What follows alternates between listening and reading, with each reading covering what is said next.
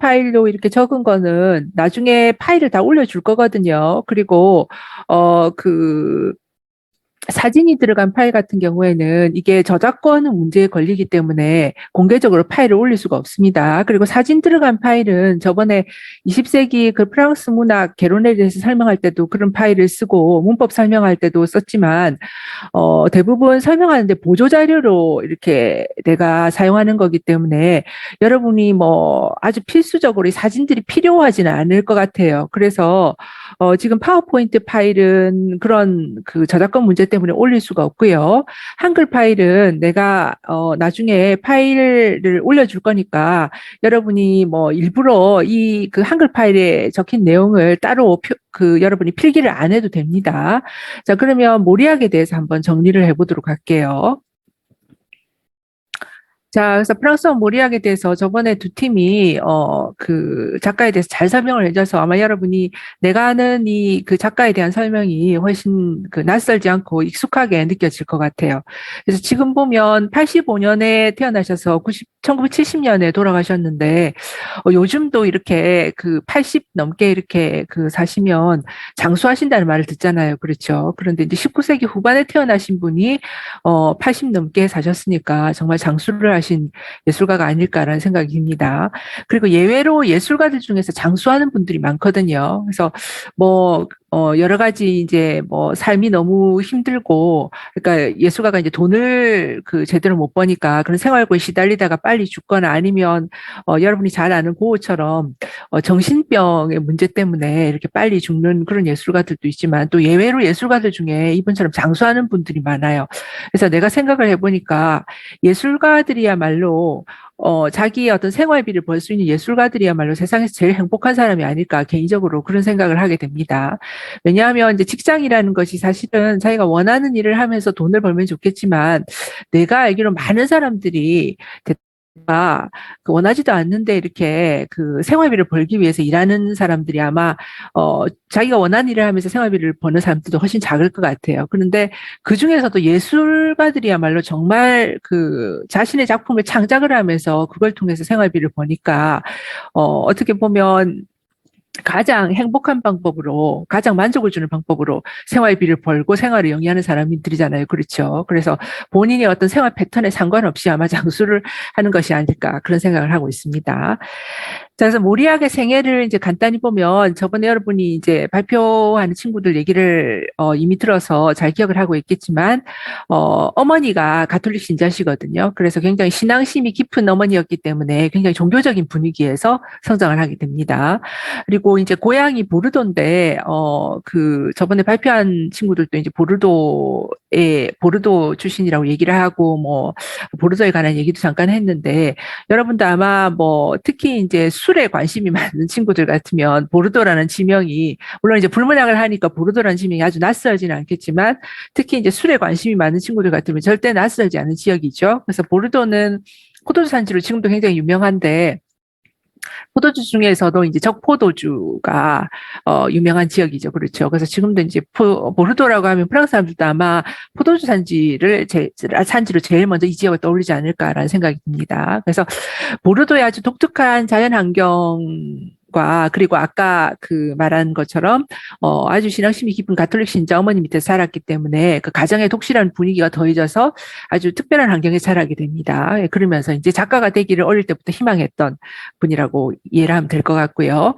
그리고 처음에 데뷔하는 것은 저번에 발표자들도 얘기한 것처럼 시인으로 데뷔를 하거든요. 그래서 시집이 레명 주앙트라고 해서 이제 깍진 이런 손이란 뜻인데 합장이라고 이렇게 번역을 했던데 참 정확한 번역이 아주 적절한 번역이 아닐까 그런 생각을 해요. 그래서 이분이 굉장히 그 신앙이라는 것이 그 가톨릭 그 교라는 것이 이분의 작품에 그 끼친 영향이라든가 이분의 작품에 나타나는 아주 중요한 특징 중에 하나이기 때문에 합장이라는 번역이 굉장히 적절하지 않은가라는 생각을 합니다.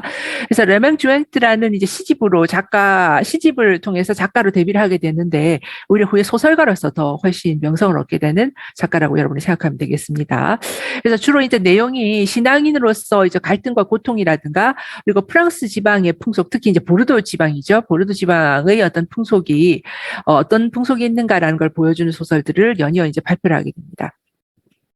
그리고 1933년에 아카데미 프랑세즈 회원이 된 후에 큰 명성을 누리게 되는데, 이 아카데미 프랑세즈라는 이 단체는 그 루이 그 13세부터 13세에 아마 만들어진 걸로 내가 기억을 하고 있어요. 그래서 내가 정확하게 루이 13세인지 14세는 아니었던 것 같고 13세였던 것 같은데, 정확하게 내가 그거는 찾아봐야 될 것 같습니다. 아무튼 17세기에 이렇게 확립이 된 어떤 그 단체라고 할 수 있는데, 우리식으로 하면 그 세종대왕 때 집현전하고 비슷하다고 여러분이 생각하면 되겠습니다. 그래서 당시에는 최고의 그 나라의 어떤 그 지식인들과 학자들을 불러서 그 사람들이 모여서 아주 그 연구를 하거나 아니면 프랑스어를 굉장히 이제 손보는 그런 작업 같은 거를 시켰거든요. 그래서 우리로 치면 세종대왕이 만든 그 집현전과 비슷한 단체였다라고 하면 여러분이 쉽게 어떤 단체인지 여러분이 쉽게 이해가 될 것 같아요. 그래서 아카데미 프랑세즈를 옛날에는 이제 이것도 일본식 번역인 같은 게 한림원이라고 번역을 하기도 했거든요. 그래서 여러분이 이제 오래된 이제 번역서 같은 걸 찾으면 혹시 한림원으로 이렇게 피해가 된 경우를 볼 수도 있을 것 같은데, 한림원은 바로 아카데미 프랑세즈를 얘기를 합니다. 그리고 아카데미 프랑세즈는 아까 말한 그런 그 특징을 가진 집단이고요. 그래서 이게 이제 17세기에 만들어져서 아직까지도 이제 계속 지속이 되고 있거든요. 그래서 여기서 이제 사전 같은 것도 펴내요. 그래서 우리 같으면 한글 학회 같은 데서 펴낸 굉장히 옛날의 어떤 그 고전적인 어휘들을 계속 이제 유지를 하고 그 프랑스어를 굉장히 아름다운 상태로 이렇게 보존하는 그런 그 관점을 가지고 펴내는 사전이라고 생각하면 되겠습니다. 그래서 사전도 펴내고요. 그리고 아카데미 프랑세즈에서 이제 1년에 한 번씩 아카데미 프랑세즈 상이라고 해서 이제 소설가들에게 상을 줘요. 그래서 이 상도 꽤 저번에 이제 문학상 얘기하면서 콩쿠르를 프랑스에서 가장 비중 있는 상이라고 보통 친다고 그랬는데, 아카데미 프랑세즈 상도 꽤 비중이 있는 상으로 보통 프랑스 사람들이 생각을 합니다. 그래서 이 단체에서 주는 상인데 꽤 보수적인 단체이긴 한데, 아무튼 이게 회원이 되면 또 그만큼 또 굉장히 영광이거든요. 그래서 영광인데 굉장히 보수적인 단체이기 때문에 그 20세기 후반까지 여자가 회원이 아니었어요. 근데 20세기 후반이 되면서 처음으로 이제 여자 회원을 이렇게 받아들이게 됩니다. 그래서 지금도 회원은 어떤 사람들이냐 하면 아주 유명한 학자라든가 아니면 유명한 작가들을 주로 이제 회원으로 받아들입니다. 그래서 여자가 이제 20세기 후반에야 이제 최초의 회원이 됐고요. 그리고 이제 좀 더 이제 그 보수적인 태도를 많이 버려서 프랑스 사람뿐만 아니라 이제 프랑스어권이라고 저번에 20세기 문학을 설명을 하면서 내가 여러분한테 얘기를 했죠. 그래서 과거 이제 프랑스 식민지라든가 뭐 여러 가지 어떤 사정에 의해서 국어를 그 프랑스어로 쓰는 나라들에서 프랑스어로 이제 문학 작품 출판하는 그 작가들이 있는데, 그런 작가들을 프랑스어권 작가라고 한다고, 그러니까 프랑스어로는 프랑코폰이라고 표현을 하거든요. 그래서 프랑코폰 작가들이라고 한다고 여러분한테 설명을 했습니다. 그래서 좀 더 이제 그 보수적인 시각에서 벗어나서 프랑코폰 작가들도 아카데미 프랑세즈의 회원으로 삼았어요. 그래서 대표적인 회원 중에 하나가 저번에 이제 20세기 그 프랑스 문학 설명하면서 프랑스어권 작가 중에서 최근에 이제 작고하셨는데, 알제리 출신 여성 작가로 계속 이제 살아계실 때 이제 노벨상 후보로 올랐다라고 하는 아시아 제바르 같은 작가가 이제 아카데미 프랑세즈 회원이 되는 영광을 누리기도 했습니다. 그리고 그 이후에 이제 카리브해 지역의 이제 작가도 아카데미 프랑세즈 회원이 되기도 했고요. 그래서 아무튼 모리악도 1933년에 이제 아카데미 프랑세즈 회원이 되었는데, 이후에 이제 더 이제 명성을 누리게 되죠. 아카데미 프랑세즈 회원이라고 하면 이제 프랑스에서 회원이 됐다라고 하면 그 사람이 갖고 있는 어떤 작가적인 어떤 역량이나 그 능력을 인정을 받았다는 얘기잖아요. 그렇죠? 그래서 더 큰 명성을 누리게 되었다고 여러분 생각하면 되겠습니다.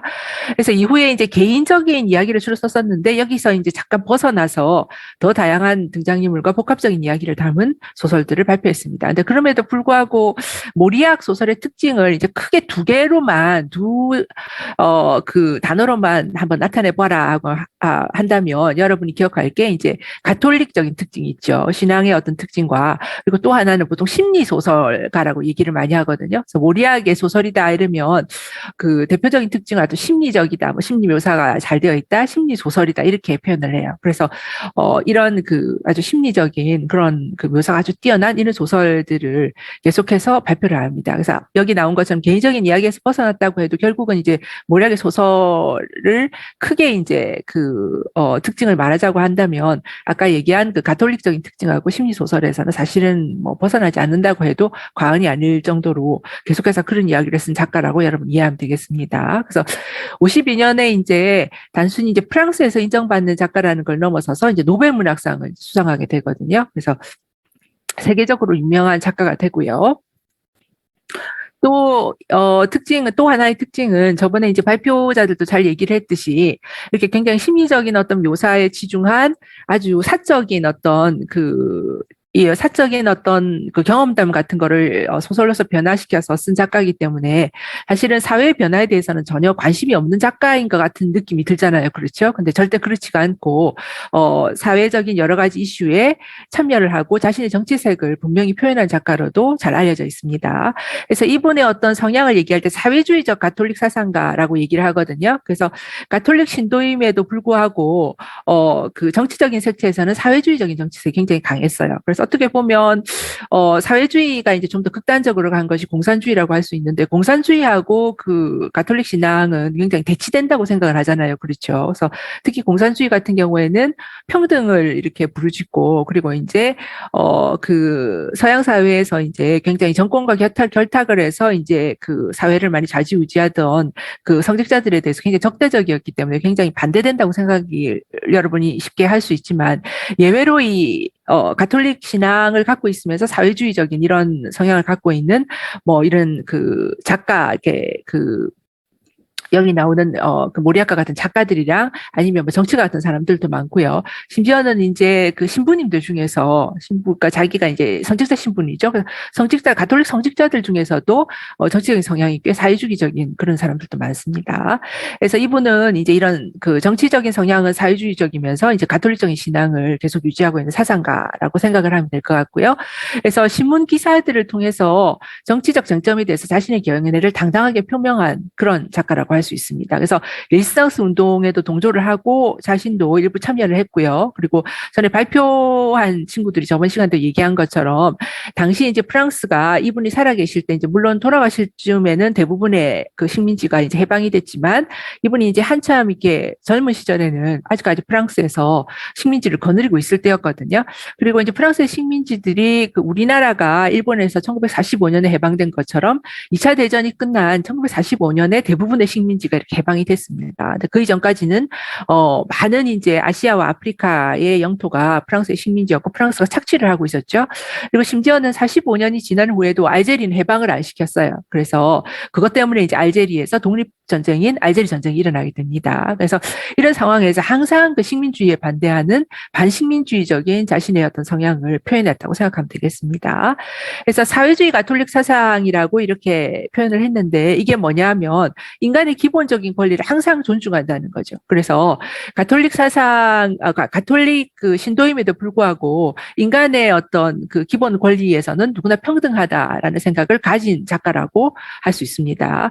그래서 스페인 내전에 대해서 저번에 여러분한테 잠시 설명을 했던 걸로 기억을 해요. 그래서 우리나라 한국 전쟁처럼 스페인에 이제 좌파 정권이 들어서자 거기에 대해서 불안을 느낀 구구파 특히 이제 그 군부를 중심으로 하는 구구파들이 쿠데타를 일으켜서 좌파 정권하고 싸우게 되고 결국은 이제 전 세계의 어떤 사회주의자와 그리고 공산주의자들이 가서 참전을 해서 같이 싸워주기 같이 이제 그 차원 싸움을 하긴 했지만 결국은 좌파 정권이 망하고 그리고 프랑코라는 장군이 아주 긴 독재 정권을 유지를 했다고 얘기를 했습니다. 그래서 이 스페인의 프랑코 그 독재 정권을 반대하는 의사를 표명을 했고요. 그래서 이런 관점에서 볼 때 자유주의적이고 사회주의적인 가톨릭 사상을 지지한 작가라고 여러분 이해를 하면 되겠습니다.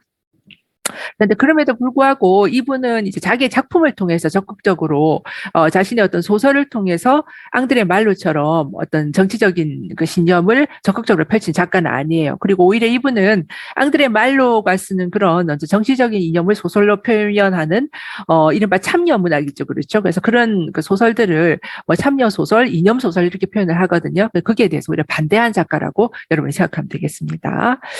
자, 그래서 대표작은 이런 작품들이 있는데 여러분이 그냥 참고적으로 보면 될 것 같아요. 참고적으로 이제 작품들을 보면 될 것 같고, 그리고 이제 작품 세계의 특징하기 전에 한번 그 사진 자료를 발표자들도 보여주긴 했지만 사진 자료를 한번 같이 보도록 하겠습니다.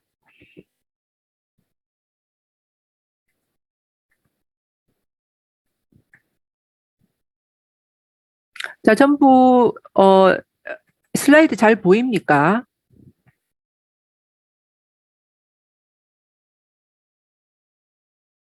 슬라이드 잘 보입니까? 네. 네. 예. 야, 이런, 안 움직이네. 웬일이야.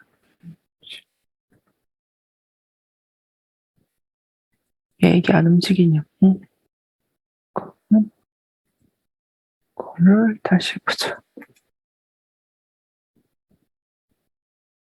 뭘 해야 돼?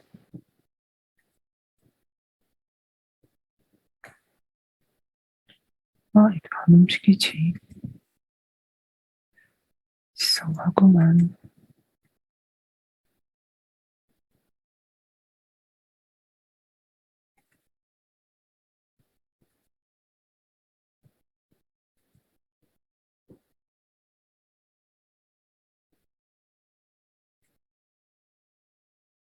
됐지. 슬라이드 쇼고. 왜 안 되지?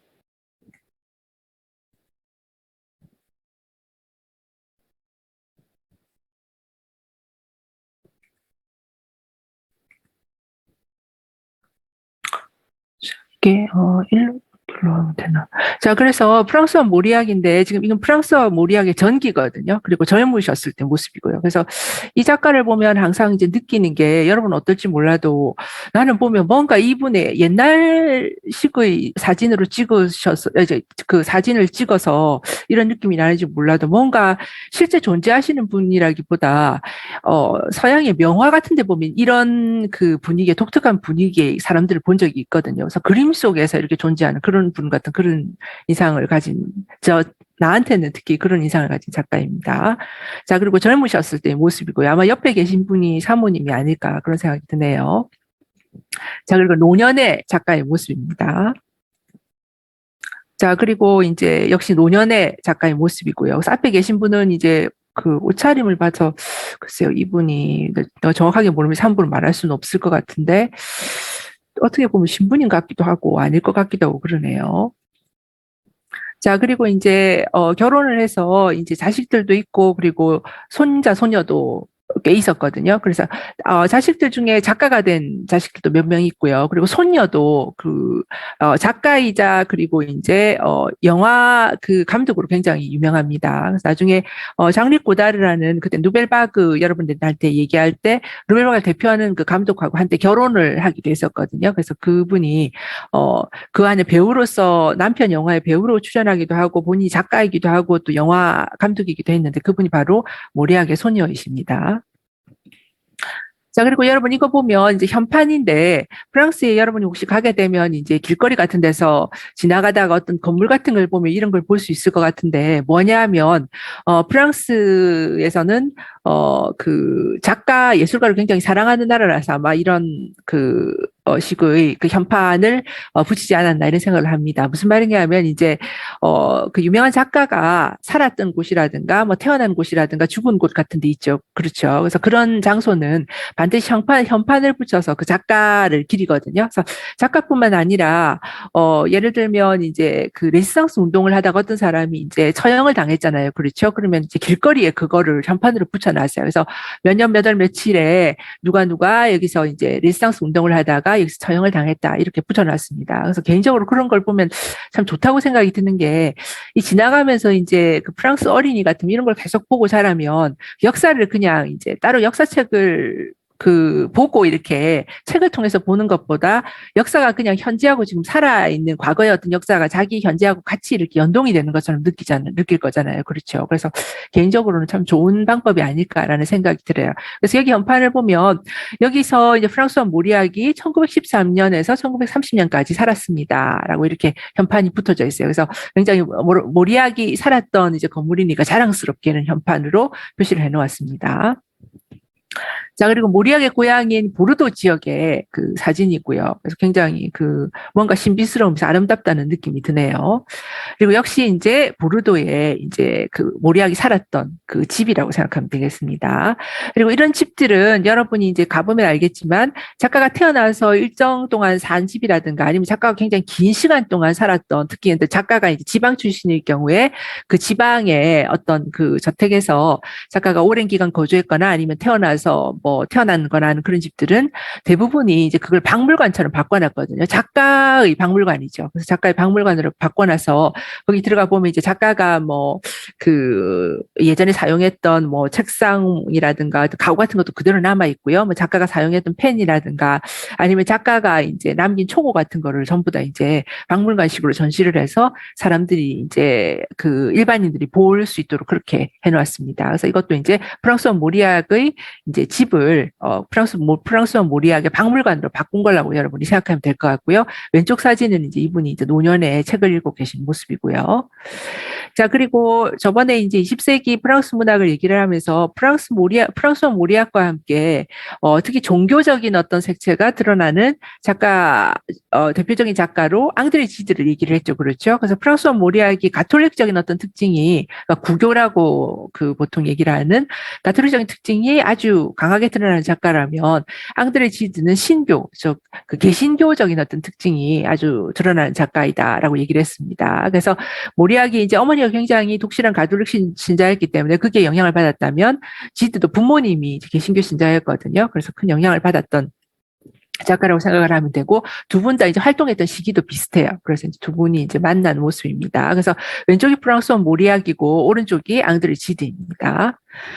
자, 그리고 모리악의 대표적인 작품으로 우리가 이제 앞으로 함께 공부할 테레스 데스케루가 있고요. 그 라팽 들라뉴 해가지고 밤의 끝이라는 작품이 있습니다. 그래서 지금 리브가 드 포슈라고 해서 이게 포켓판으로 나온 거거든요. 그래서 참고적으로 여러분이 이제 프랑스 문학을 공부하기 때문에 출판 그 문화에 대해서도 잠시 여러분한테 얘기를 하자면, 물론 이제 지금 인터넷이 이렇게 막 발달을 하고, 그리고 지금 이제 전자책 시대로 이제 바뀌고 있잖아요. 그렇죠. 그래서 내 생각에는 이제 정말 몇십 년 후에는 종이로 만든 책들은 도서관에 이렇게 보관을 하고 있고, 꼭 그런 책을 볼 사람들은 도서관에 가서만 볼 수 있게 되는 그런 시대가 오지 않을까. 종이라는 것 자체를 굉장히 신기하게 이제 과거의 유물로서 이렇게 생각하는 그런 시대가 오지 않을까라는 생각이 듭니다. 그래서 전자책 시대로 바뀜에 따라서 출판 문화도 많이 바뀌고 있거든요. 그래서 앞으로는 어떻게 바뀔지, 그리고 지금 어떻게 바뀌고 있는지는 내가 여러분한테 얘기를 하기가 어려울 것 같고요. 지금 변화하는 상황은 얘기하기 어려울 것 같고, 일반적으로 옛날부터 내려오던 그 프랑스 출판의 어떤 전통적인 부분만 잠시 얘기를 하겠습니다. 그래서 무슨 얘기냐 하면, 우리나라 같은 경우에는 우리나라도 이제 워낙 이제 또 인터넷의 발달로 전자책 때문에 또 출판계가 굉장히 크게 바뀌고 있어서 나도 내가 옛날 사람이니까 자꾸 옛날 것만 기억을 하고 있거든요. 그래서 우리나라에 또 지금 바뀌는 부분하고 이렇게 비교를 하기는 어려울 것 같고 옛날 때 내가 젊었을 때의 출판 문화하고 비교를 해서 얘기를 하도록 하겠습니다. 그래서 우리나라는 이제 그 출판 문화가 그 책을 일단 이렇게 발간을 하고 나서 그리고 책이 팔리고 나서 어느 순간 되면 대부분의 책이 아주 그 무슨 고전으로 계속 이제 뭐 학생들이 읽는다거나 아니면 어마어마한 베스트셀러라서 뭐 몇십 년이 지나도 이렇게 읽는 그런 책이 아니면 자꾸 절판이 돼버리더라고요. 그래서 절판이 돼서 그리고 이제 그 절판된 책을 찾기가 좀 어렵고 그래서 결국 도서관을 이렇게 간다거나 이런 방법밖에 없어서 개인적으로 좀 아쉬울 때가 많았습니다. 근데 프랑스 같은 경우에는 어떤 식으로 이제 책을 내느냐 하면 처음에 이렇게 많이 안 내거든요. 그래서 많이 안 내서 책이 어느 정도 팔리는지 봐요. 그래서 어느 정도 팔리는지 봐서 그 책이 몇 부 이상 팔리면 그 책은 어떻게 되냐면 여기 나온 것처럼 그 포켓판처럼 문고판으로 이렇게 넘어가게 됩니다. 그래서 문고판은 계속해서 짓거든요. 그래서 어느 정도 이제 부수가 넘어가면 문고판으로 나오는데 문고판은 계속해서 출판이 되기 때문에 절판될 위험이 없는 거죠. 그렇게 하면서 내 생각에는 그런 식으로 해서 약간 출판사도 보호를 해주는 것 같아요. 왜냐하면 이제 너무 많은 책을 정확하게 어느 정도 팔릴지도 모르고 너무 많은 책을 이렇게 갑자기 찍어내다 보면 이렇게 군소출판사 같은 경우는 책 몇 권 내고 그것 때문에 망하는 않을 수도 있을 거잖아요. 그렇죠. 그래서 아마 그런 거를 이렇게 출판 문화를 약간 보호하기 위해서 그런 체제가 된 것 같습니다. 그래서 옛날에는 이제 일정 수를 일단은 그 출판을 해놓고 이제 그 이상으로 책이 팔리게 되면 이제 문고판으로 바뀌어서 계속해서 출판하는 그 문화가 프랑스의 출판 문화였거든요. 근데 아까 여러분한테 얘기한 것처럼 이제 전자책 시대로 바뀌게 되면서 이런 문화도 많이 바뀌지 않을까라는 그런 생각이 듭니다. 그래서 여기 그 포켓판으로 리브드 포슈라고 하면 그 포켓판이라는 뜻이잖아요. 그렇죠? 그래서 포켓북, 그 영어식으로 하면 포켓북인데 요거는 이제 일단은 이 작품들이 그 발행 부수가 처음 나왔을 때 이제 처음 이제 이 소설들을 출판했을 때 얼마 이상이 이렇게 팔렸기 때문에 이렇게 문고판으로 넘어와서 계속해서 지금 주기적으로 출판이 된다는 뜻이다로 여러분 이해를 하면 되겠습니다. 자, 그리고 프랑스와 모리아의 작품 자체가 주로 어떤 개인 간의 어떤 애정의 이야기를 많이 다루고 있기 때문에 어떻게 보면 그 영화나 드라마 그 감독들이 가장 혹할 어떤 소재가 아닐까라는 생각이 들어요. 근데 또 아쉬운 점이 이 그 이야기만 따라가다 보면 뭔가 이 심파스럽거나 아니면 굉장히 좀 삼류 드라마식으로 이렇게 전락할 그런 위험이 있거든요. 그래서 위험도가 높은 반면에 또 그 특히 남녀 간의 어떤 그런 이야기들을 많이 다루고 있기 때문에 애정 관계를 많이 다루고 있기 때문에 또 즐겨 많은 그 영화 감독들이 드라마나 영화로 계속해서 만들고 있는 작품들이 프랑스 모리아의 작품들이기도 합니다. 사랑의 사막이라는 작품인데 나는 보지를 못했고요. 이게 그 텔레비전용 영화로 만들어졌다고요. 그래서 그 텔레비전 영화로 만들었을 때의 한 그 장면이라고 생각하면 되겠습니다. 그래서 사랑의 그 사막이라는 거 작품은 안 읽었는데 대충 줄거리가 지금 어렴풋이 기억이 나는 게 아마 그 아버지하고 아들이 한 여자를 사랑하나 뭐 그런 내용이었던 것 같아요. 그래서 이것도 잘 만들어야지 잘못 만들면 참 좀 뭔가 이상한 드라마처럼 전락이 될 수 있겠죠. 그래서 이 그 텔레비전용 영화가 어느 정도의 호평을 받았는지 또 반대로 혹평을 받았는지는 정확하게는 잘 모르겠습니다. 아무튼 그게 한 장면이고요.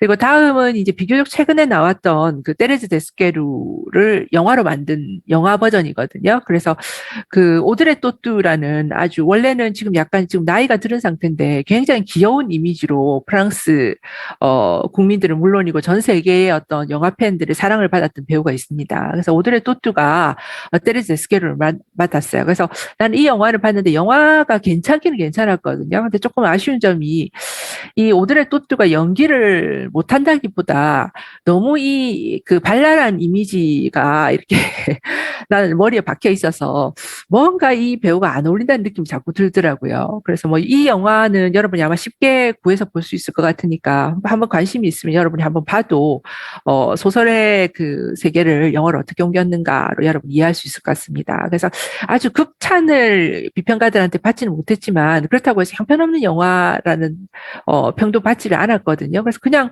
그럭저럭 그냥 잘 해낸 것 같더라고요. 내가 보니까 그냥 영화가 아주 뭐 소설을 깎아내린 영화는 아니지만 그렇다고 해서 그 소설이 갖고 있는 그런 장점을 최대한 살렸다고는 조금 보기 아쉬웠습니다. 그래도 꽤 괜찮은 영화였으니까 여러분이 한번 관심이 있으면 한번 이번 기회에 소설을 보면서 한번 영화도 찾아보면 좋을 것 같습니다. 자, 그리고 이거는 아주 옛날의 영화인데, 그, 역시 테레즈 데스케루를 영화로 만들었어요. 그래서 지금 결혼 장면인데, 이 결혼 장면이 모든 것을 말해주고 있지 않은가 생각이 드네요. 그래서 난 이 영화는 안 봤는데, 뭐 이 사진만 딱 봐도, 뭐 이 부부가 장차 걸어갈 길이 참 걱정이 되는 상황이다라는 것을 느끼게 합니다. 자, 그러면 요 정도로 이 영화들의 무슨 예고편 같은 것도 있는데 시간상 이거는 생략하도록 하고요. 전체적으로 이제 그 프랑스와 모리아의 작품 세계에 대해서 정리를 하고 바로 그 본문 번역으로 들어가도록 하겠습니다. 자, 그래서 전부 화면 잘 보이지요?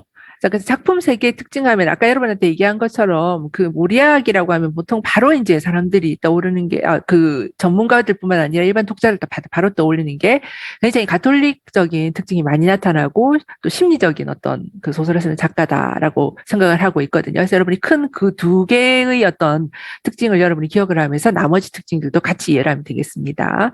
네, 가톨리시즘이 굉장히 드러나는데, 여러분도 알다시피 뭐 여러분이 신자가 아니라도 이건 알 것 같아요. 같아요. 그리고 이거는 내 생각에 사이비 종교 말고는 모든 종교가 이런데 유욕을 굉장히 찬미하는 그 종교, 그러니까 육체적인 욕망을 마음대로 펼쳐라고 하는 종교는 내가 알기로 없거든요. 그래서 혹시 그 인도의 그 힌두교가 그런지는 잘 모르겠어요. 내가 종교에 대해서 전문가가 아니라서 인도의 어떤 종교들은 굉장히 성에 있어서 자유롭다는 얘기를 듣긴 했는데 피상적으로 들어서 실제로 힌두교가 그런지 아니면 뭐 힌두교 말고도 굉장히 다양한 종교를 믿고 있는 나라이기 때문에 그런 다른 종교가 그런지 잘 모르겠습니다. 근데 아무튼 이제 우리가 알고 있는 세계에서 가장 큰 신자를 거느리고 있고 공적으로 인정받은 종교들 있죠. 그래서 기독교라든가 아니면 뭐 불교라든가 아니면 이슬람교 같은 경우에는 내가 상식적으로 알기에는 이런 공식적으로 인정을 받는 종교에서 육체적인 욕망을 찬양하는 종교는 하나도 없거든요.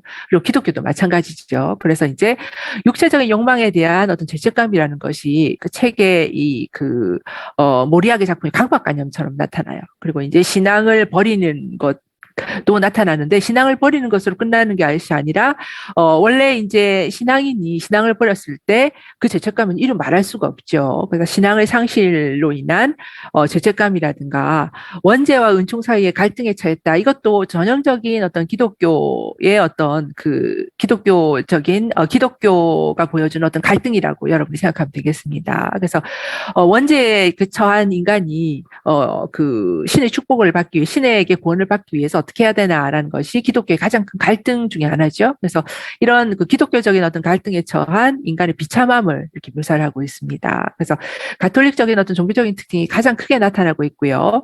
그래서 이 가톨릭적인 특징하고도 연결되는데 항상 대립 구조가 있잖아요. 그래서 종교에는 항상 대립 구조로 이렇게 사람들에게 어떤 종교적인 신앙을 설파할 때도 하여튼 대립 구조를 통해서 설득을 합니다. 그러니까 선이 있고 악이 있고 그리고 신이 있고 악마가 있고 이런 식이죠. 그렇죠. 그래서 이 작품도 모리아게 작품도 역시 안을 들여다보면 아주 대립적인 구조가 잘 나타납니다. 선과 악이라든가 신과 악마라든가 전통과 현대라든가 그래서 이 사이에서 갈등하는 인간의 모습을 항상 재현하고 있어요. 그래서 이런 구조가 굉장히 뚜렷하기 때문에 어떻게 보면 작품 자체는 완벽한 어떤 통일체가 되는 모습을 보여주죠. 그런데 이 가운데서 이렇게 고통을 받는 인간을 보여주고 있기 때문에 혼돈 그 자체의 인간을 묘사하는 작가로 보통 알려져 있습니다.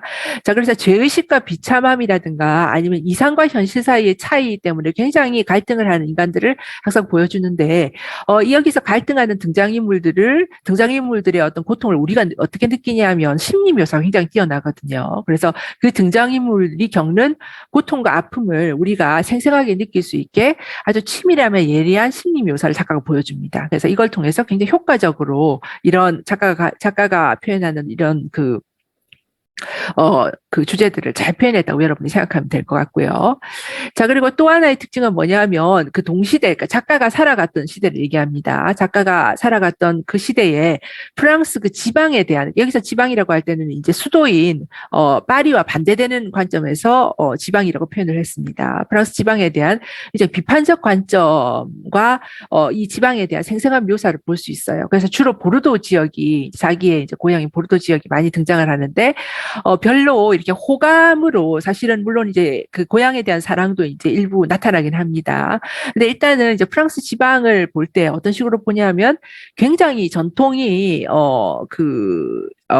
전통이 지배하는 곳인데 그 전통이라는 명목 아래서 얼마나 개인들을 옥죄이는가라는 것을 보여주는 하나의 무대로 프랑스의 지방을 작가가 설정하고 있다는 것을 여러분이 기억을 했으면 좋겠습니다. 그래서 프랑스 지방이 이렇게 보여주는 폐쇄성과 단절성, 즉 이제 관습이라는가 전통이 이제 파리보다는 훨씬 더 유지가 되죠. 왜냐하면 이제 지역 사회라는 것이 있으니까. 근데 관습이라는 게 전통이라는 것이 사실은 그 사람들의 어떤 그 개인의 어떤 그 장점이라든가 개인이 가진 어떤 역량을 펼치는데 도움을 주는 것이 아니라 개인이 갖고 있는 개성을 말살하는 식으로 억압적으로 이제 작용을 하고 있거든요. 그래서 관습과 전통을 이어간다는 그런 명목 아래 이제 행해지는 지방에 거주하는 부르주아 계급의 어떤 위선을 비판하고 있습니다. 그러니까 작가 자신이 이제 부르주아 계급이었기 때문에 대부분의 소설에서 등장인물이나 주인공이 부르주아 계급 사람들로 나와요. 그래서 이제 부르주아 계급으로 지방에 거주하면서 아주 부유한 생활을 누리는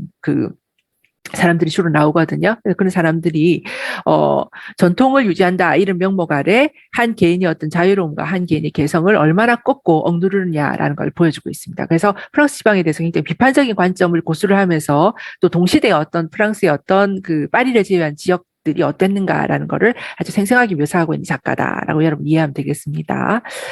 또 더 나아가서 20세기 초에 어떻게 보면 서구가 이제 직면한 문제를 다루는 작가로도 이해를 하고 있습니다. 그 비평가들이 이해하고 있습니다. 그래서 아직까지는 이제 2차 대전이 사실은 그 프랑스와 모리아게 이제 물론 작품을 발표한 때는 이제 2차 대전 전후로 해서 많이 발표를 하긴 했지만 주로 이제 프랑스와 모리아게 그리는 어떤 그 작품 안에 그 이야기들은 20세기 초 중반까지가 많거든요. 그래서 본격적으로 이제 2차 대전을 겪고 나서 그 실존주의에서 그 표현하는 그런 이제 서구가 원래 갖고 있던 어떤 기본적인 어떤 가치관의 상실 같은 것을 본격적으로 이제 그리지는 않았지만 그럼에도 불구하고 20세기 초에 와서 이제 그 프랑스뿐만 아니라 서양이 이른바 현대화되기 시작합니다. 그래서 19세기부터 서서히 시작이 됐는데 19세기의 어떤 변화를 여러분이 그 전에 이제 뭐 20세기 프랑스 문학을 하면서 내가 얘기를 했을 때 여러분이 이미 이해를 했겠지만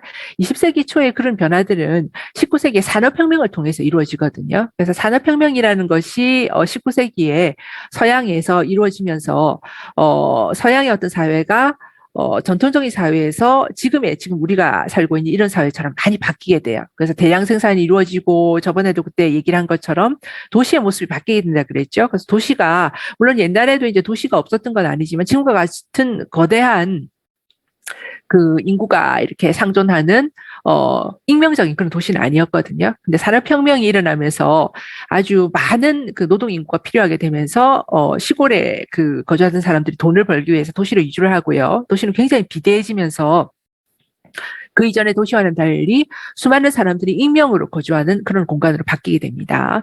그래서 사람들의 어떤 가치관 같은 것도 많이 바뀌게 되고, 특히 도시인 경우에는 갑작스러운 변화가 이루어지기 때문에 변화가 거의 없던 지방과는 다르게, 20세기 초에 그 프랑스의 지방들은 19세기적인 어떤 가치관이 아직도 남아 있었다면, 20세기 초에 이제 프랑스의 도시들, 특히 파리 같은 경우에는 그 이전에 갖고 있던 가치관을 가장 빨리 버리게 된 공간으로 이렇게 바뀌게 되거든요. 그래서 그 이전에 이제 서구 사회에서 갖고 있던 어떤 인간성이라든가 이런 부분에 대해서 많이 바뀌게 되죠. 그래서 거대 도시에서 익명의 사람들이 이제 같이 거주를 하면서부터 그 이전에 갖고 있던 인간 대 인간 간의 어떤 교감이라든가 어떤 전통 같은 것이 많이 바뀌게 됩니다. 그래서 어떻게 보면 인간성 상실이라는 게 시작됐다고 할 수 있는데 이 인간성이라는 것은 이제 전통적인 관념에서 인간성이죠. 그래서 여기에 대한 어떤 고찰을 보여주는 그 작품이 바로 프랑스어 모리아게 소설들이라고 생각해도 될 것 같아요. 그래서 진정한 인간성이라는 것은 무엇인가? 그래서 그 이전에 어떤 전통적인 관점에서 인간성이 이제 없어지고 어떻게 보면 인간과의 관계가 굉장히 익명화되고 메마른 관계로 변하게 됐는데 이런 그 상황에 처해진 어떤 20세기 초의 서구에서 진짜 인간성이라는 것이 어디에 있는가, 어디서 찾아야 되는가라는 고민을 보여주고 있고요. 그리고 또 하나 특이한 점은 여성의 열악한 조건을 통해서 특히 이를 잘 보여준다는 겁니다. 테레스 데스게르가 바로 대표적인 그런 작품이거든요. 그래서 이것 때문에 테레스 데스게르를 페미니즘적인 그 관점에서 얘기를 하는 비평가들도 많고, 그리고 그런 쪽으로 아직까지도 연구를 하는 사람들이 있어요. 근데 예외로 오히려, 프랑스와 모리악은 자기가 특별히 페미니스트라는 얘기를 안 했거든요. 그래서 오히려 프랑스와 모리악은 이제 테레스 데스케루를 여성의 어떤 열악한 조건을 통해서 이제 테레스 데스케루가 겪는 고통을 보여주긴 했지만, 여성이라는 범주라기보다 어떻게 보면 20세기 초에 어떤 변하는 어떤 사회에 맞선 처해진 어떤 사람들을 보여주고 싶은데 그 중에서 남성 여성을 볼 때 여성이 그 변화에 더욱더 열악한 어떤 상황이었기 때문에 여성을 이렇게 주인공으로 했다라고 그렇게 생각을 한 것 같습니다. 그래서 일단 모리악은 자기가 나서서 페미니스트라든가 아니면 페미니스트의 그 어떤 주장에 대해서 적극적으로 동요를 한 사람은 아니거든요.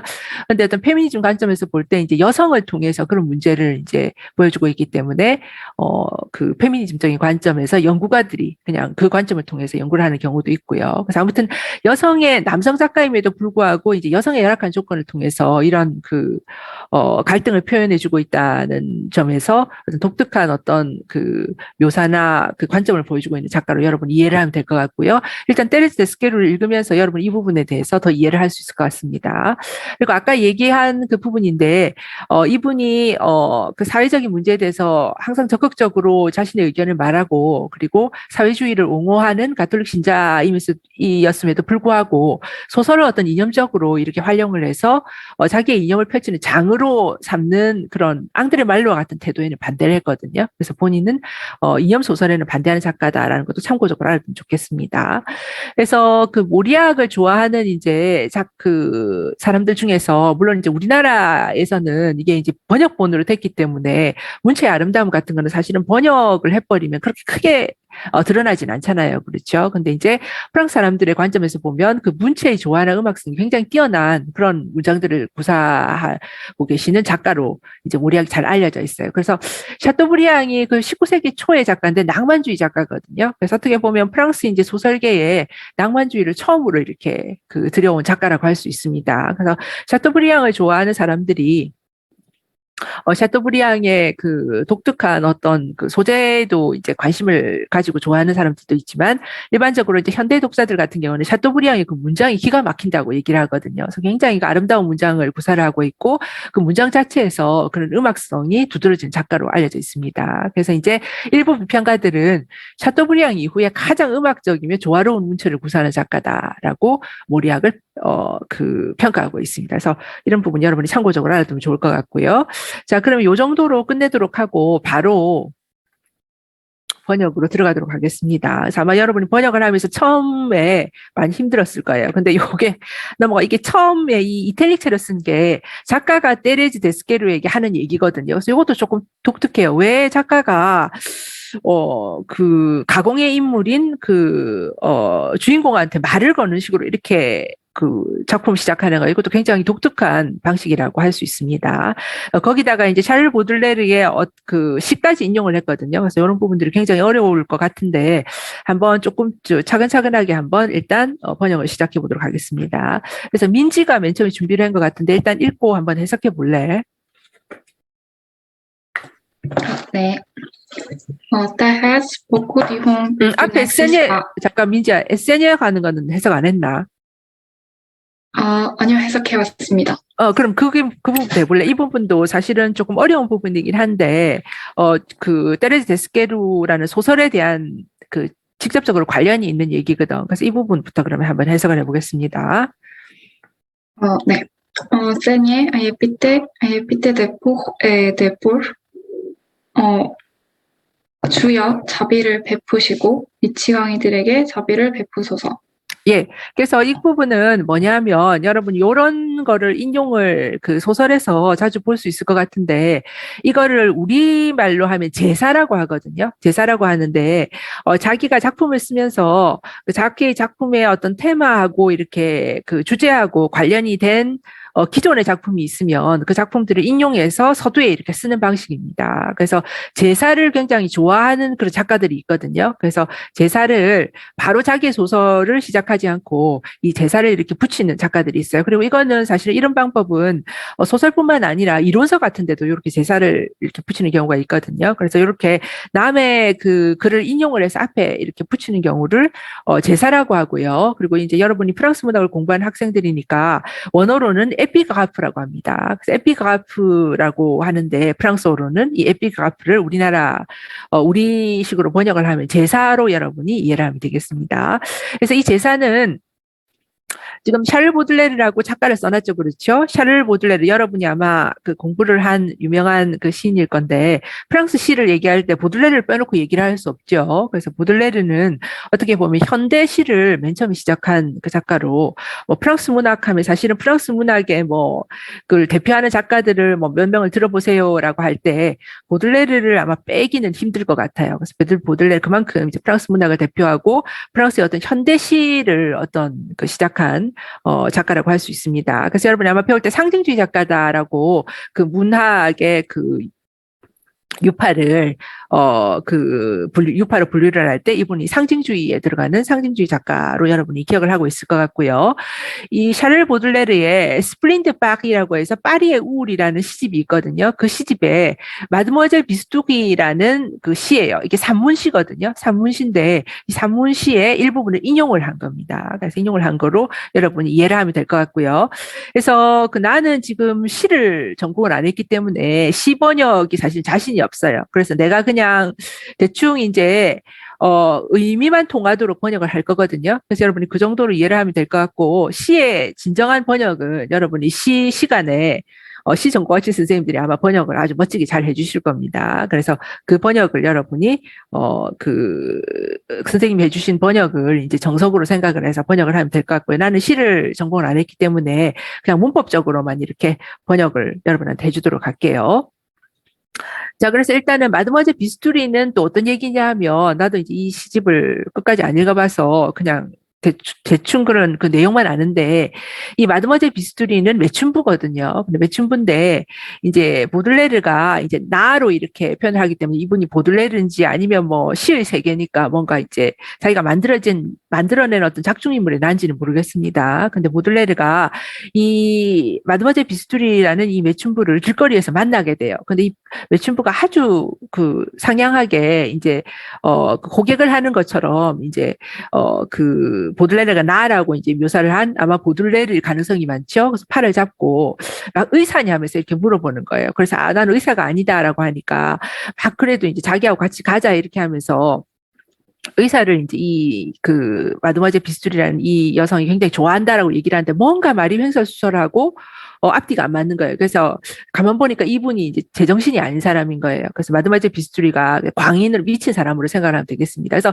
왜 그토록 의사에 집착하는지는 정확하게 내용이 나와 있지 않지만 이제 사람들이 이제 비평가들이 대충 이제 짐작을 해보건데 마드모아젤 비스투리가 이렇게 정신이 지금 이상한 상황이지만 뭔가 사도마조치즘 같은 그런 약간 흔히 변태로 이렇게 분류가 되는 사도마조치즘적인 어떤 그런 쾌락을 누리는 여성이 아닌가라는 식으로 이렇게 추측을 하고 있습니다. 그리고 그것뿐만 아니라 이제 이 마드모아젤 비스투리의 어떤 정신 세계가 프로이트의 어떤 정신 분석학하고 연결을 해서 이렇게 또 의사에 대한 어떤 집착을 이렇게 분석을 하는 그런 논문들도 있거든요. 그래서 정확하게 이제 이 마드모아젤 비스투리를 통해서 보들레르가 말하고자 하는 것이 무엇인가라는 것은 우리가 추측할 수밖에 없지만 일단은 문구가 아까 얘기한 것처럼 스플린드 파리라는 파리의 우울이라는 시집에 마드모아젤 비스투리라는 그 시 안에 나온 부분이라고 생각을 하면 되겠습니다. 그래서 이 부분은 어디서 나오냐면 그래서 결국은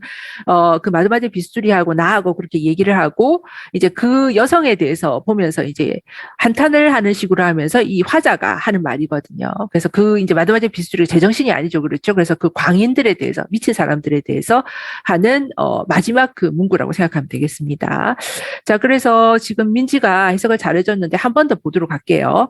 자, 세녀라고 되어 있죠. 세녀인데 여러분이 조심할 게 여기 세녀의 S가 대문자로 되어 있잖아요. 그렇죠. 그래서 물론 이제 맨 처음에 시작하는 표현이기 때문에 대문자를 쓰긴 썼겠지만 원래 세녀라는 단어는 여러분이 찾아보면 영주나 그냥 명사로는 영주나 귀족을 이렇게 표현을 하는 단어입니다. 근데 요것처럼 이렇게 감탄사처럼 이렇게 호명을 할 때 쓸 때 호칭으로 세녀 이렇게 하면 어떤 식으로 보통은 해석을 하냐면 나리 이런 뜻이거든요. 그러니까 나리라는 말이 조금 이상하긴 한데 무슨 조선시대 같기도 한데 나리 말고는 귀족님 이런 표현도 안 쓰니까 그죠? 한 나리 정도로 이렇게 귀족이나 영주를 이렇게 높여 부르는 말이거든요. 그런데 여기 있는 지금 대문자가 돼 있잖아요. 대문자가 되면 어떻게 되냐면 그런 일반적인 사람이 아니라 주를 얘기를 합니다. 오 주여 할 때 주님, 주여 할 때 이렇게 세니어 가면서 대문자가 돼버려요. 그래서 이런 경우는 대문자가 되면 이게 뭐 날이나 무슨 뭐 영주 귀족이 아니라 주를, 그러니까 그 유일신인 이 기독교 문화권에서, 기독교 문화권에서는 예수를 가리키겠죠. 그렇죠. 오 주여 할 때 그 주를 가리킵니다. 그래서 세니어, 주여 정도로 해석을 하면 되고요. AFPT에 대푸에 대포를 했습니다. 자, 그래서 AFPT에 지금 이제 이 책이 내가 어떤 책이냐면 옛날 옛적에 내가 젊었을 때, 내가 젊었을 때인데 내가 젊었을 때부터 있었으니까 그 이전부터 있었던 책이니까 이 책이 가지는 이 출판의 역사도 참 뭔가 책으로 쓸 수 있을 것 같네요. 아무튼 그때 지금과 같이 이렇게 그 지적재산권에 대한 개념이 우리나라에 없을 때 이제 그냥 막 원서를 가져와서 이렇게 자습서를 만든 거예요. 그래서 지금 보면 이 밑에 다 설명이 되어 있잖아요. 그렇죠? 그래서 내가 보기에 이런 책들이 여러분이 이제 지금 그 공부를 하면서 번역을 하는 사람들에게는 참 적절할 것 같더라고요. 그래서 이 책을 가져온 거거든요. 그래서 이게 아마 책 전체는 출판사는 시나사라는 출판사인데 책 전체도 아마 내 생각에는 도서관에 있지 않을까 싶어요. 없으면 아마 보존 도서 그쪽에 있을 것 같거든요. 그래서 여러분이 원하면 이 책을 뭐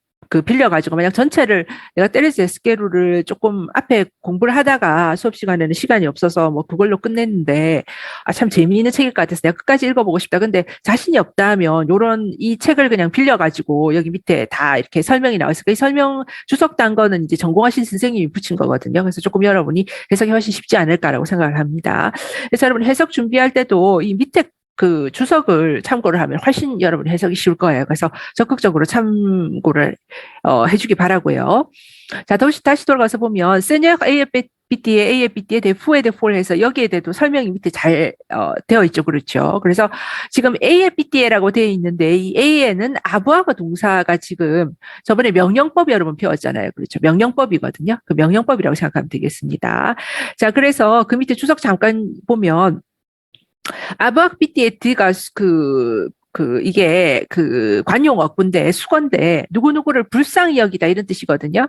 그래서 아부학비티에트가 누구누구를 불쌍히 여기다 이런 뜻이고 여기 A에는 아까 말한 아부학 동사고 그리고 BT가 동정 연민 이런 뜻이거든요. 그래서 A의 BT에 대푸하니까 누구누구를 불쌍히 여기다 해서 그 미친 사람들을 불쌍히 여겨주세요라가 되잖아요. 그렇죠? 그래서 미친 사람들을 불쌍히 여기소서 위에 번역을 해놓은 것처럼 그렇게 여러분이 해석을 하면 되고요.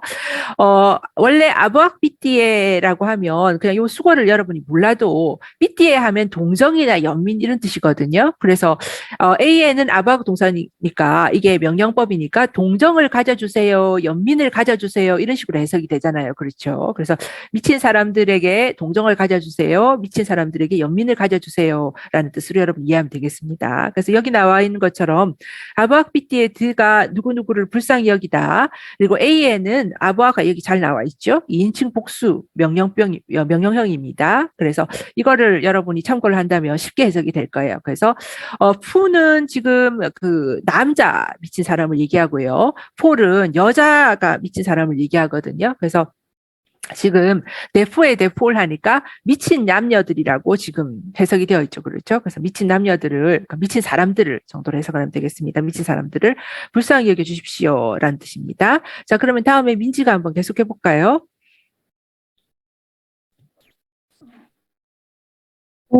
Claire, peut-il exister des monstres autour de celui-là seul, qui sait pourquoi ils existent, comment ils se sont perdus et comment ils auraient pu de pas se perdre. 예. 그래서 il exist라고 발음을 해야 되고 일로가 B입니다. 자, 그래서 그 부분 다시 보도록 할게요. 그래서 이 문장 약간 해석이 어려워요. 한번 볼게요. 오 크야테어가 있습니다. 그래서 이것도 마찬가지로 세니에크처럼 갑자기 이게 크야테어가 대문사가 되어 있죠. 대문자가 되어 있죠. 그렇죠. 그래서 원래 이게 소문자가 되면 뭘 만드는 사람을 얘기하거든요. 그래서 크게 하면 만들어내다 이런 뜻이기 때문에 뭘 만들어내는 사람을 얘기합니다. 근데 지금 보면 세니에크처럼 세가 대문자가 되어 있잖아요. 이런 경우는 아까 주여처럼 이게 만든 사람이 예사 만든 사람이 아니고 정말 그 신인, 단 하나의 사람을 단 하나의 그 존재를 가리킵니다. 그래서 크야떼 가면 창조주여 정도로 생각하면 될 것 같아요. 원래 아까 얘기한 것처럼 이게 소문자가 되면 뭘 만든 사람, 뭘 창시한 사람, 뭐 창시자 정도로 얘기를 제가 해석이 됐는데 여기는 대문자가 되었기 때문에 창조주를 얘기합니다. 그래서 오 창조주여 아니면 오 창조주시여 정도로 해석을 하면 될 것 같고요. 자, 그리고 그 다음 부분 아까 네가 해석을 했나? 해석을 안 하고 내가 그냥 읽는 것만 뭐라 말한 것 같은데 해석 안 했지? 그자 민지가. 해석을 해왔긴 하는데, 어, 저도 약간 번역이 완료된 해석을 제가 찾아본 거라서, 음, 음, 네, 그렇게라도 읽어볼까요? 어, 왜 존재하는지, 어떻게 만들어졌는지, 어떻게 그들이 글이 되었는지, 어떻게 해서야 글이 되지 않았을지 아는 유일한 분, 바로 당신의 눈에만 보이는 괴물이 어떻게 존재할 수 있습니까? 예. 그래서 지금 문장이 굉장히 길고 좀 특히 이제 시적인 어떤 그 표현 때문에 굉장히 애매하긴 한데 한번 그 뜻만 여러분이 이제 그 대충 이해를 하면 되니까 한번 그래도 해석을 해보도록 하겠습니다. 자, 오 창조주시여라고 했죠. Peut-il exister des monstres aux yeux de celui-là? 일단 여기까지 보도록 할까요? 뷰틸 에그지스테 된 몽스가 있는데 뷰틸 다음에 일은 가짜 주어예요. 그래서 이 문장에서 진짜 주어는 내 몽스터를 가리킨다고 여러분 생각하면 되겠습니다. 자, 그래서 문장이 계속 이어지거나 아니면 문장이 길어질 경우에는 요거처럼 가짜 주어를 쓰는 경우가 있거든요. 그래서 여러분이 그거 조심해야 될 것 같고요. 그래서 이 뷰틸 에그지스테 된 몽스터는 아까 얘기한 것처럼 내 몽스터를 주어로 여러분이 생각을 해야 됩니다. 그래서 그 괴물들이 는 부부하고 동사면 할 수 있다 이런 뜻이죠. 에그지스트는 존재하다 이런 말이거든요. 그러니까 괴물들이 존재할 수 있습니까? 정도로 여러분 이해를 하면 될 것 같고요. 이까지는 여러분 괜찮죠?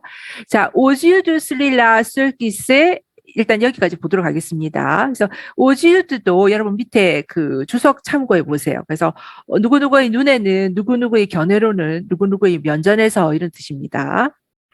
자, 그래서 여기서는 누구누구의 눈에는 정도로 해석하면 될 것 같아요. 그래서 슬리라는 뭐냐면 일단은 이제 이게 대명사지요. 그렇죠? 대명사인데 이런 거를 지시대명사라고 하거든요. 그래서 지시대명사라고 하는데 지시대명사는 어떤 때 쓰냐면 문장의 명사가 너무 많을 때 그걸 뭐 일로 바꾸나 일로 바꾸나 이렇게 하면 헷갈릴 수가 있잖아요. 저 대명사가 뭘 받는지 헷갈릴 수가 있겠죠? 그럴 경우에는 뭘 나타내는지 정확하게 해주기 위해서 요것처럼 지시대명사를 씁니다. 그래서 지시대명사를 써버리면 지시대명사 안에 성수가 표현이 되어 있거든요. 그래서 어떤 명사를 받는지 쉽게 이해가 돼요. 그래서 쓸리라라고 되면 쓸리는 남성 단수인데 이제 남성 단수를 뭘 받는지 봐야 되겠죠. 그래서 이럴 경우에는 대명사는 이제 앞에 나오는 가장 가까운 명사를 받는다를 여러분이 그거를 규칙으로 생각해 두면 될 것 같아요. 그래서 대명사가 우리나라 그 한국어에는 대명사가 발달 안 했기 때문에 특히 저번에 관계대명사 얘기할 때 내가 얘기한 것처럼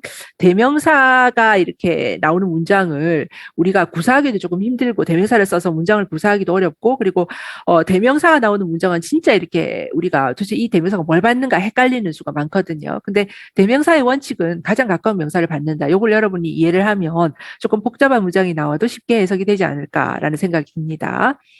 자, 쓸리라라고 하니까 지금 이제 그 지시대명사인데 지금 남성 단수를 받고 있거든요. 그럼 남성 단수가 어디 있느냐 계속 올라가 보는 거예요. 오시유 당연히 아니고 대목수도 아니죠. 복수니까. 커야떼어를 받는다고 생각하면 되겠습니다. 자, 커야떼어를 받으니까 슬릴라는 여기서 아까 말한 창조주를 얘기하겠죠. 그렇죠?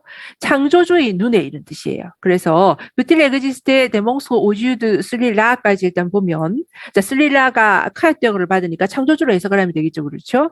창조주의 눈에 자, 그 괴물들이 존재한다는 얘기죠. 근데 스릴라 다음에 쓸이 붙었어요. 그래서 단지 쓸은 홀로 단지 이런 뜻이죠. 그렇죠? 단지 창조주의 눈에 다시 말해서 단지 창조주의 눈에만으로 여러분 해석하면 되겠습니다. 그래서 단지 창조주의 눈에만 괴물들이 존재할 수 있습니까? 라고 주장하고 있습니다.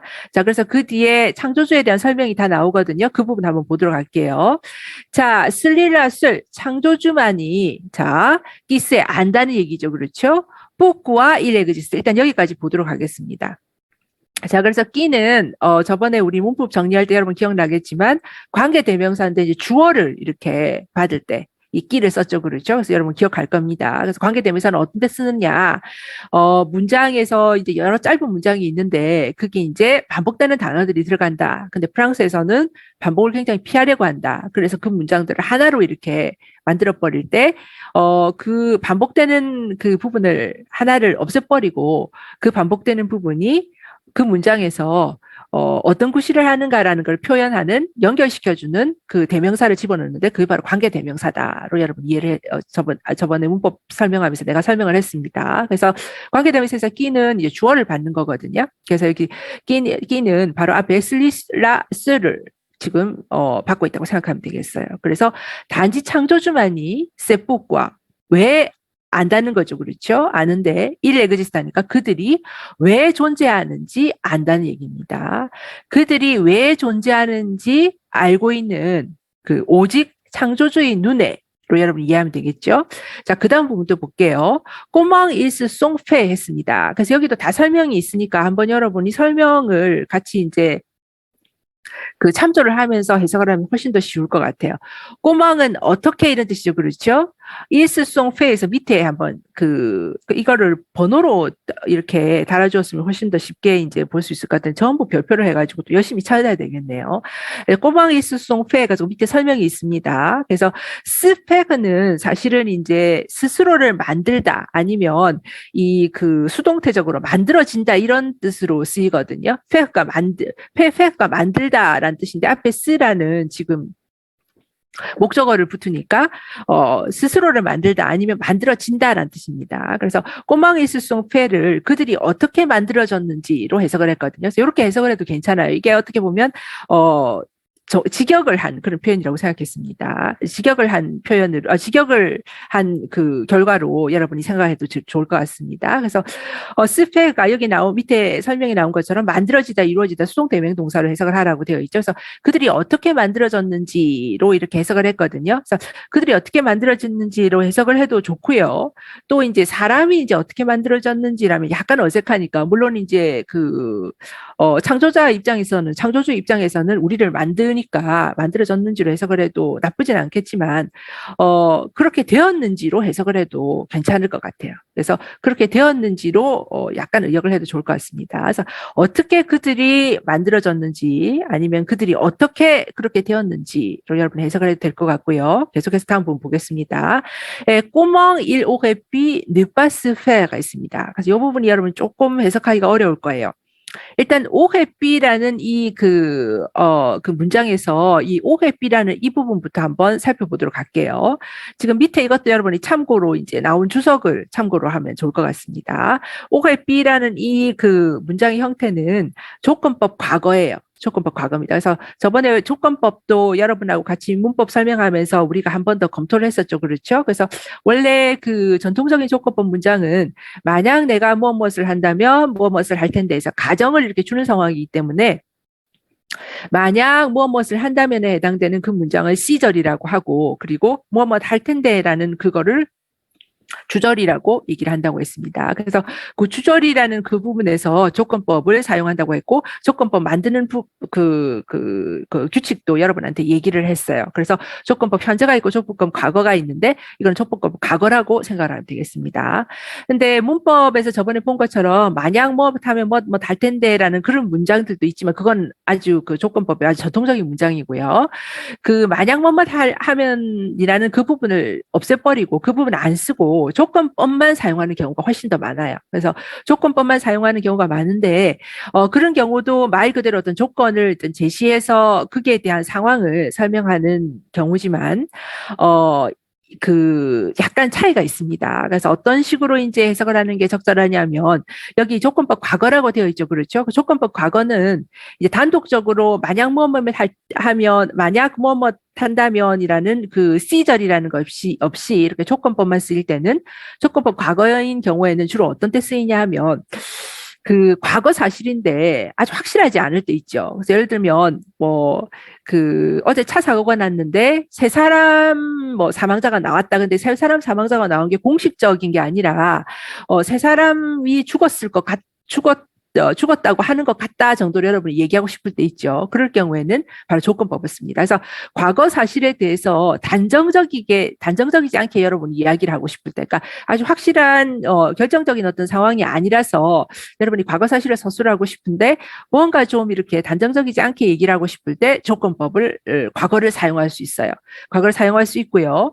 그리고 또 하나는 과거에 이제 그랬으면 좋았을 건데라는 후회의 입장에서 조건법을 사용할 수가 있습니다. 그래서 내가 젊었을 때 이제 조건법을 이렇게 달달달 외울 때 어떤 식으로 외웠냐면 조건법 현재는 현재 사실에 반대 이렇게 얘기를 했어요. 그게 무슨 말이냐면 말 그대로 이제 조건법이라는 것은 어떤 조건에서 어떻게 됐을 텐데 이런 얘기잖아요. 그렇죠. 그래서 흔히 조건법 현재는 지금 있는 것과는 반대되는 사실이라는 거죠. 그래서 여러분 그때 문법 그 설명할 때 그 기억나는지 몰라도 되게 웃기는 그 예문으로 프랑스 사람들이 해놨던데 그 갠지 모르겠는데 그 크다란 개 같은 그 갠지 곰은 아니고 갠가 쥔가 하여튼 그 이렇게 캐리커처를 그려놓고 예문이 만약 내가 돈이 그러니까 내가 아주 부자라면 내가 아주 부자가 안 될 때까지 사람들한테 돈을 막 나누어 줄 텐데라는 거를 조건법 편제로 썼죠. 그렇죠? 그 말은 내가 아주 부자가 아닐 때까지 돈을 나누어 줄 텐데 이 말은 자기가 지금 돈을 나누어 줄 만큼 부자는 아니란 얘기잖아요. 그렇죠. 그래서 조건법이라는 것은 조건법 현재일 경우에는 현재 실제 사실과는 반대라고 얘기를 하고요. 조건법 과거일 경우에는 과거의 실제 사실로는 반대라는 뜻으로 그때 내가 젊었을 때 달달 외웠던 조건법 현재는 현재와 반대, 조건법 과거는 과거와 반대 이렇게 막 억지로 외웠던 게 기억이 납니다. 그래서 그 말 그대로 아까 말한 것처럼 과거에 어떤 일어난 사실에 대해서 여러분이 아주 확실하지 않으니까 약간 이렇게 뭔가 빠져나갈 구멍을 이제 내고 얘기를 하고 싶을 때 조건법 과거를 쓰면 되고요. 단정적이지 않은 어떤 그 과거에 대한 사실을 얘기할 때 조건법 과거를 여러분 쓰면 되고 또 하나는 과거 사실에 대한 후회라는 거죠. 과거 사실과 반대라 그랬죠. 그래서 이렇게 됐으면 이렇게 됐을 수도 있었을 텐데 이렇게 할 수도 있었을 텐데라고 할 때 조건법을 씁니다. 그래서 여기는 우발성이라고 되어 있는데 내 생각에 여기서는 우발성보다 오히려 아까 그 내가 조금 전에 얘기한 것처럼 조건법 과거의 용법 중에서 하나는 단정적이지 않는 사실 얘기하는 거고 하나는 후회라 그랬죠. 두 번째는 후회라 그랬죠. 오히려 후회를 나타내는 용법으로 여러분 이해를 하면 되지 않을까 싶어요. 그래서 여기 보면 꼬망 일회비 느바스페라고 되어 있죠. 그래서 어떻게 자 스페그가 그 만들어지다로 해석을 한다면 어떻게 그렇게 만들어지지 않을 수도 있었을지 정도로 해석을 하면 되겠습니다. 그래서 과거 사실에 대해서 아까 말 그대로 이제 과거 사실을 반대 후회를 나타내니까 만들어지지, 그러니까 이 사람들이 미치지 않았을 수도 있었잖아요. 그렇죠. 그 얘기거든요. 그래서 어떻게, 어떻게 그렇게 만들어지지 않았을 수도 있었을지를로 마지막 문장을 해석해도 되고, 아까 얘기한 것처럼 사람들이 미치는 상황이니까 만들어지다보다는 그렇게 되지가 낫지 않을까라고 이제 약간 의역을 한다면 어떻게 그렇게 되지 않을 수도 있었는지 로 여러분 해석을 하면 되겠습니다. 그러니까 여기서 일록의 B는 부부와가 동사거든요. 그래서 할 수 있다, 없다죠. 그렇죠? 느바스페가는 그렇게 되지 않았다는 얘기잖아요. 그렇죠? 그래서 어떻게 그렇게 되지 않을 수도 있었을지로 해석하면 되겠습니다. 자, 그래서 문장이 조금 까다롭긴 한데 그걸 전부 붙여서 대충 내가 이 뜻을 한번 여러분이 이해를 할 수 있도록 한번 전체를 보도록 할게요. 자, au créateur, 창조주시여. Peut-il exister des monstres aux yeux de celui-ci seul qui sait pourquoi il existe? 일단 여기까지 문장이 기니까 해석을 해보도록 하겠습니다. 자, peut-il exister des monstres 하니까 괴물들이 존재할 수 있다는 얘기죠. 그렇죠? aux yeux de celui-ci. celui-ci는 창조주라 그랬죠? 창조주의 눈에만 자, c'est pourquoi 하니까 왜 그들이 존재하는지 아는 이런 말이겠죠. 그렇죠? 왜 그들이 존재하는지 아는 오직 창조주의 눈에만 괴물들이 존재할 수 있습니까? 꼬망 일스송페라고 했죠. 그렇죠? 어떻게 그들이 아까 얘기한 것처럼 그들이 그렇게 어떻게 만들어졌는지를 해석해도 되고, 그들이 어떻게 그렇게 되었는지, 그리고 그 다음 부분, comment il aurait pu ne pas se faire. 그래서 마찬가지로 그렇게 되다로 해석을 하겠습니다. 어떻게 그렇게 되지 않을 수도 있었는지. 그러니까 처음부터 보면, 왜 그들이 존재하는지, 그리고 어떻게 그들이 그렇게 되었는지, 또 어떻게 그렇게 되지 않을 수도 있었는지 아는 그 유일한 창조주죠. 그렇죠? 아는 그 유일한 그 창조주의 눈에만 괴물들이 존재할 수 있습니까? 라고 얘기하고 있습니다. 그래서 굉장히 이 문장 자체도, 이 그 프랑스어로 해석이 약간 또 그 난해하다는 걸 넘어서서 이 문장 자체가 주는 의미도 굉장히 다양할 것 같아요. 그래서 이게, 미쳤다는 그 사람들이 보통 저 사람이 정신이 나갔다 미쳤다라는 그 정의에 대해서 우리가 어떻게 정의를 내려야 될까라는 거에 대해서 많은 생각을 하게 하는 그런 내용이라고 할 수 있습니다. 자, 그래서 해석은 내가 조금 부족하지만 그 정도로 해석을 하면 될 것 같아요. 그래서 이제 어떻게 이제 창조주의 눈에만 보이는 이런 사람들이 괴물들이 존재할 수 있습니까? 그래서 광인들에 대해서 얘기를 하고 있는 부분입니다. 샤를 보들레르의 아까 말한 그 파리의 우울이라는 시집 안에서 마드모아젤 비스투리 이 부분의 일부분이고요. 그래서 그 미친 어떤 그 매춘부 여성을 보면서 샤를 보들레르가 이제 단상을 이렇게 썼는데, 테레즈 데스케루라는 이 여성도 정말 어떻게 보면 남편을 그 독살을 하려고 한 여성이니까 어떻게 보면 정상보다는 비정상에 속하는 여성이죠. 그렇죠? 그래서 테레즈 데스케루가 갖고 있는 이 그 비정상적인 어떤 그 광인적인 이런 그 부분을 샤를 보들레르의 어떤 시를 통해서 이제 얘기를 하고 있습니다. 그래서 이 부분은 아까 말한 것처럼 이 제사라는 거는 항상 앞으로 이 작가가 실제로 자기가 하고 싶은 이야기를 미리 이제 이렇게 다른 사람의 입을 통해서 미리 예고를 하는 그런 역할을 하고 있거든요. 그래서 이 샬를 보들레르의 시의 일부분인 이 제사를 통해서 테레즈 에스케루가 어떤 내용이 될 것인지를 여러분이 짐작을 할 수 있을 것 같아요. 자, 그러면 다음 부분도 한번 지금 벌써 40분이냐. 다음 부분도 일단은 조금만 한 문장까지만 한번 읽고 한번 끝내도록 해보자. 그러면 계속해서 민지가 한번 읽어볼래? 읽고 해석해볼래? 네. 테레스, beaucoup diront que tu n'existes pas. 테레즈, 많은 사람들이 내가 존재하지 않는다고 말할 것이다. 예, 좋습니다. 자, 그래서 테레즈 beaucoup diront que tu n'existes pas 했습니다. 그래서 테레즈는 테레즈야 하는 식으로 이 테레즈의 이름을 부르는 호칭이라고 생각하면 될 것 같아요. 그리고 여러분이 또 지금 해석하기가 조금 까다로울 건데 다행히 밑에 주석이 있어서 별로 헷갈리지 않을 것 같습니다. 복구는 보통 이제 많이라는 뜻이 부사로 쓰이는 표현인데 여기서는 명사로 쓰였어요. 그래서 밑에 예문 보면 많은 사람들이라고 해서 명사라고 생각하면 되겠습니다. 그래서 테레즈야, 뭐 테레즈여, 약간 여러분 약간 그 문어적으로 한다면 테레즈여 이런 식으로 해석을 해도 될 것 같아요. 자, 테레즈야, 테레즈여. 복구 많은 사람들이 디홍 말을 할 것이다라는 뜻이죠. 그렇죠? 이게 지금 단순 미래 형태로 쓰였습니다. 그래서 여러분이 문법 그때 해석 그 복습하면서 기억을 할 거고요. 자, 많은 사람들이 그 이하를 말할 것이다 이런 뜻이죠. 뚜 네그지스트바 네가 존재하지 않는다고 말할 것이다 정도로 여러분 이해하면 되겠습니다. 자, 그러면 다음 문장까지 잠깐만 지금 벌써 41분이가.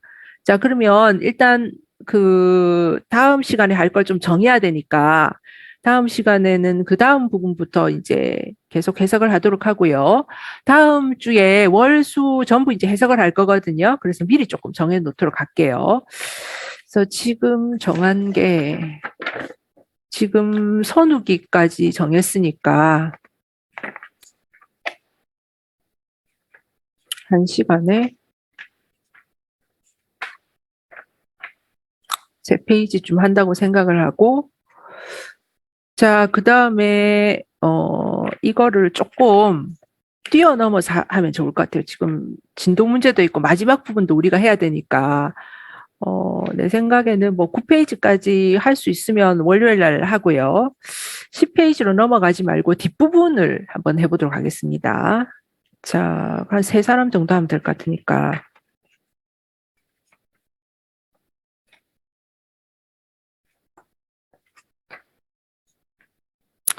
자, 지금 영서가 지금 2명인데, 19학번 김영서 맞습니까? 네. 19학번 김영서는 16페이지 준비를 네. 해주고, 지금 이제 내가 호명하는 학생들은 다음 주 수요일까지 준비를 해주면 되겠습니다. 자, 20학번 김영서 왔습니까? 네. 17페이지. 그래서 항상 보면 페이지에 문장이 끝이 안 나는 경우는 그 다음 페이지 넘어가는 데까지 문장 끝까지 해석을 해주기 바랍니다.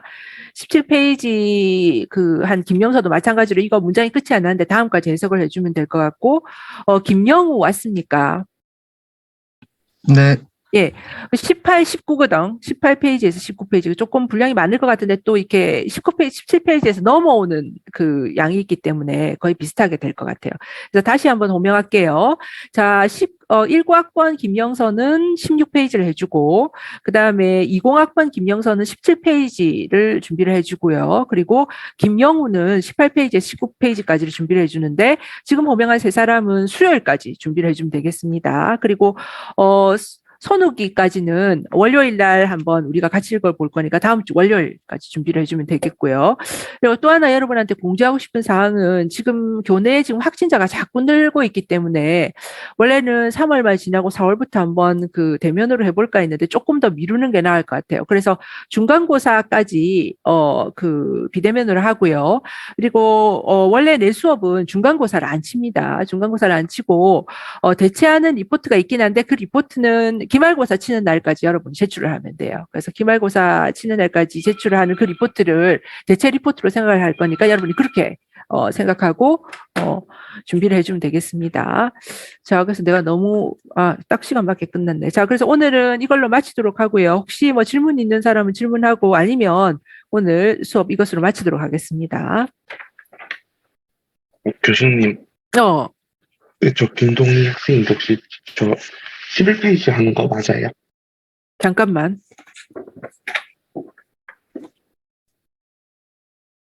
잠깐 이름 한 번만 더 얘기해 줄래? 내가 이름 못 들었다. 김동희입니다. 김동희. 동희, 니 8페이지인데 니 저번 시간에 못 들었나? 죄송해요. 잘못 들려가지고. 8페이지. 8페이지 준비해 오겠습니다. 응.